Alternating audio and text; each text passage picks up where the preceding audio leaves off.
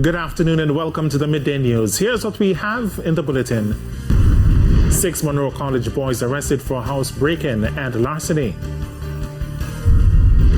Climate change continues to impact Jamaica's water resources. And later in sports, Khadija Banishaw named Player of the Season in Women's Super League in England. Thank you for joining us. I'm Shane Masters and here are the details. 6 students of Munro College in St. Elizabeth are in custody. They are suspected of being involved in a case of house break-in and larceny. The students were picked up at a boarding house at Munro District about 8 yesterday evening.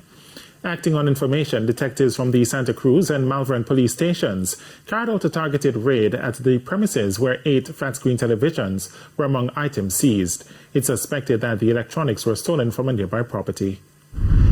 8 televisions were recovered at the premises where the raid was conducted. The investigation is still ongoing. At this time, the students are in our custody, and the representation has been made at the court to decide whether or not we grant them bail or to remand them. We will continue the investigation and to provide the necessary support to these youngsters. Meanwhile, Principal of Munro College, Mark Smith, has sought to distance the school from the matter. Speaking with our news center this morning, Mr. Smith expressed surprise at the allegations against the boys, whom he confirmed were boarding off the school compound. He stated that students are repeatedly warned to stay away from criminality. Climate change continues to impact Jamaica's water sources. That revelation from Minister with responsibility for water, Matthew Samuda. More in this report.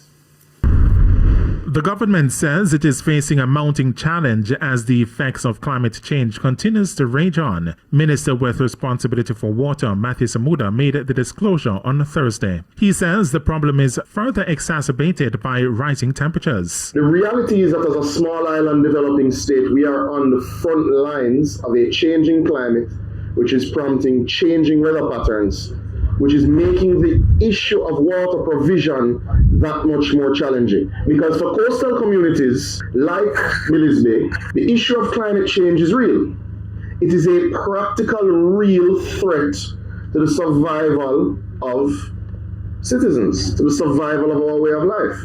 Now, climate change is real in Jamaica. This increase in temperature is already prompting higher rates of evaporation at our storage facilities.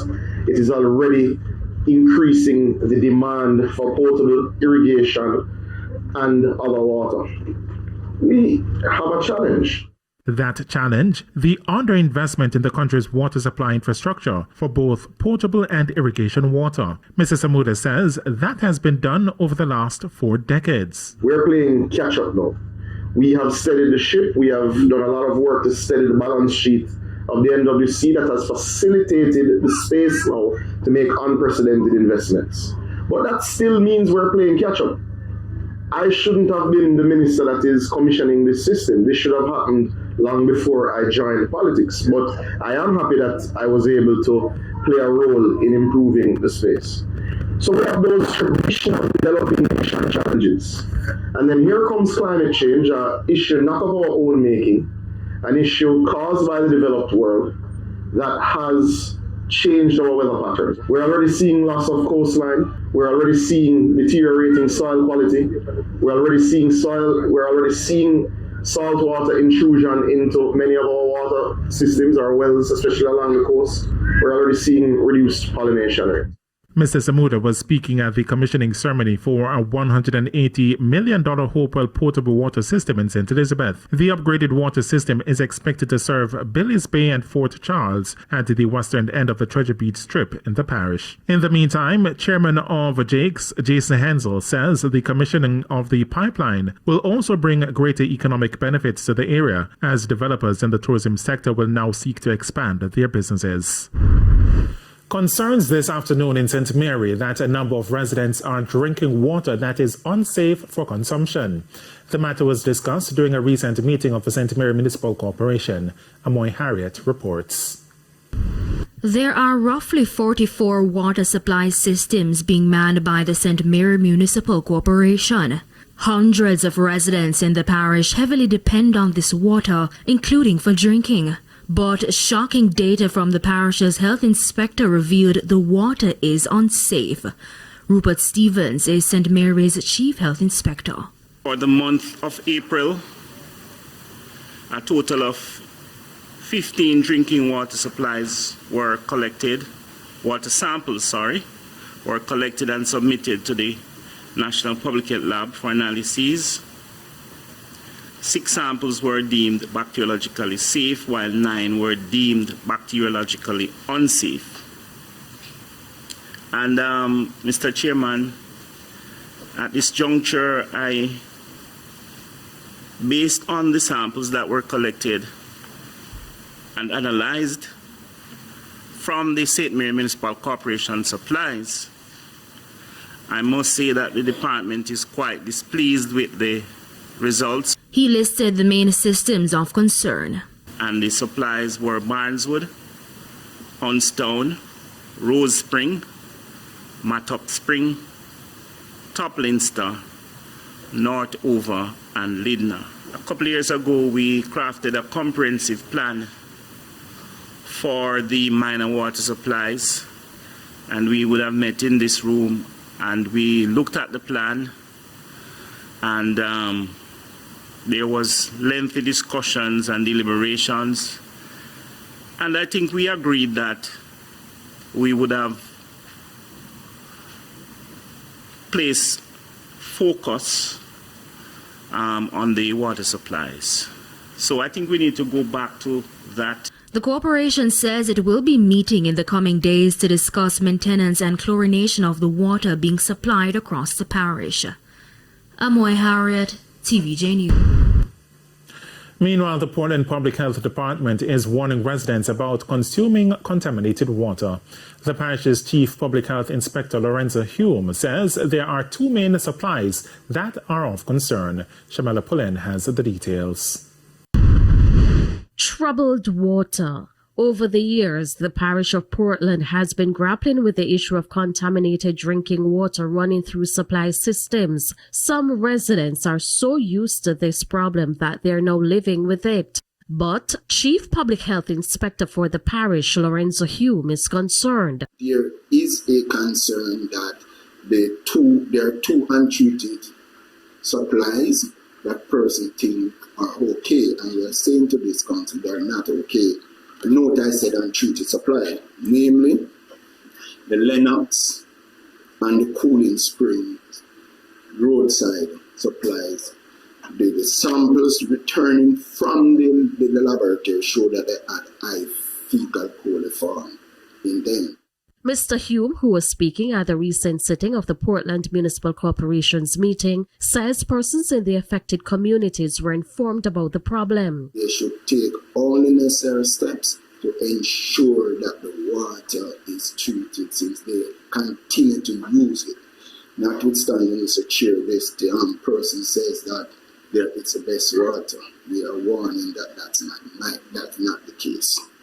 We continue to monitor the supplies that reach us from St. Mary through the IT Rural Supply. It is what's in good state likewise. As for the AD's index, that is now under control. But we know, though, Mr. Chair, we are into the rainy season, and while the indices at this point in time are low, there is the possibility that breeding will continue, and we have sufficient number of persons in the community. We have about 20 workers thereabout in terms of insect inspectors and larvicidal workers with the complement of public health inspectors, as we had improved our cadre over the last 4 months. Shamela Pullen, TVJ News. The Manchester Police are investigating the circumstances which led to the murder of a man in Cedar Grove District last night. It's reported that the deceased, who has been identified as Dwayne Donville, while on a phone call with a relative, received a call to meet someone in the community. Shortly after he went out to meet the individual, residents say they heard 4 explosions. The police were then called. On arrival, the body of Donville was seen on the ground a short distance from his house. The body had gunshot wounds to his head and was clutching a knife. Mr. Donville was in his 30s. And it's now time for a break here on the Midday News, but stay with us, more stories when we return.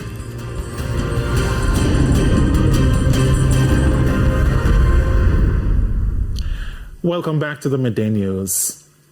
At least one councillor in St. James has expressed the importance of reintroducing the Safe School program to help curb violence in schools. Speaking at the recent sitting of the Montego Bay Municipal Corporation monthly meeting, Councillor of the Mount Salem Division, Carrie Thomas, said that the initiative could help solve the problem. The truth is, young men at 17, 18 don't just get up and turn gunman. It starts from there in schools. The gang starts from there in schools. The attitude starts from there in schools, and targeting them at a very young age is a very good initiative, which I think we should have a broader appeal for parents and everyone in the community within the parish and Jamaica in general to start to focus on it, because we really need to curb it and maintain it, because too many lives are being lost. But for Councillor for the Spring Garden Division, Dwight Crawford, the problem does not start in school. The problem is not the schools, Mr. Chairman. The problem is poor parenting. Poor parenting is the problem. And we're expecting parents and police to do parenting. We need to have our parents do what they're to do, which is grow their children right, so that when they go to school and they're on the road, they will act accordingly. Teachers and police can't be blamed for these kinds of things. It's poor parenting, Mr. Chairman, and I think that needs to be said. The family of 26-year-old Tyreek Watson is seeking the public's assistance in locating him. Mr. Watson is said to be deaf and suffers from dyslexia. He was last seen at home on May 15 in Strathmore Gardens, Spanish Town. He was wearing a navy blue polo shirt, light blue denim shorts, and a white shoe. Anyone who has seen him is being asked to contact his relatives at 876-374-3052. And it's now time for the Business Minute. The cost of alcoholic beverages increased by 4.3% on an annual basis. Higher costs for inputs, production and shipping likely influenced the increased average prices, which were passed on to consumers. The Statistical Institute of Jamaica Statin says for the month of April alone, there was a 0.2% increase in the division. The month's inflation for alcoholic beverages was influenced by a 0.3% rise in the average prices for beer, spirits, liquors and wine. Further afield, China announced historic steps on Friday to stabilize its crisis-hit property sector, with the central bank facilitating $138 billion in extra funding and easing mortgage rules, and local government set to buy some apartments. Investors hoped the measures marked the beginning of more decisive government intervention to compensate for waning demand for new and old apartments, to slow down falling prices and to reduce a growing stock of unsold homes. Analysts have long called for the government to step in with its own purchases to prop up a sector which at its peak accounted for 1/5 of gross domestic product GDP. And that's it for the Business Minute. Time now for the top regional. And we head to a quick break. When we come back, Jeremy and Brown will have your midday sports report.